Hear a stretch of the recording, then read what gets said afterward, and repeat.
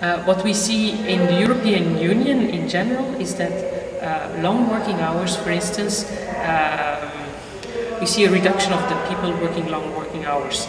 But we have to see now with the new survey what the results would be. The other thing which would be interesting is it's not only the amount of time, but it's also the organization of time.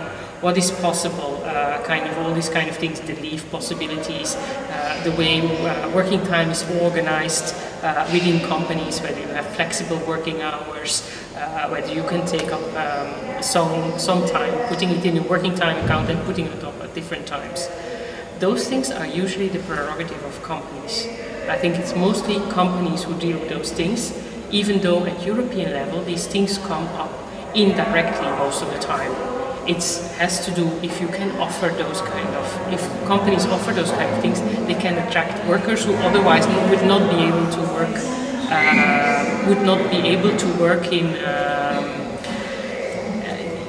in their workplaces. So it might be a way of increasing employment levels. At the European level, one of the main there are two main drivers in the EU 2020 agenda. One is to try and raise productivity, and you can get better workers who might be working better if they can work at hours which are possible, which allow them to combine their working life and their private life.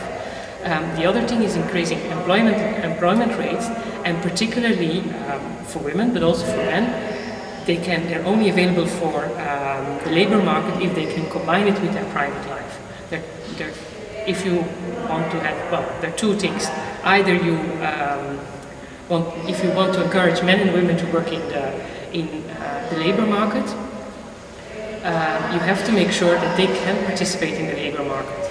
And if you want both men and women to participate in the labor market, they either have families or they don't have families. So if they have families, there should be a way of work organization which allows them to participate in it, and probably combined as well with other policies which go, so social infrastructure I call it, which go hand in hand with it, with school times, which allow it after school care, creches and those kind of issues. So it's not only about the organization of working time, it's also a little bit about the infrastructure. But those kind of things, they always are in packages. It's not only one element you do. So indirectly, the organization of working time is also an element for the European agenda, but also for the national agenda, sectoral negotiations and company negotiations, and probably also at the kitchen table between men and women try and organize working time, I think, is an issue.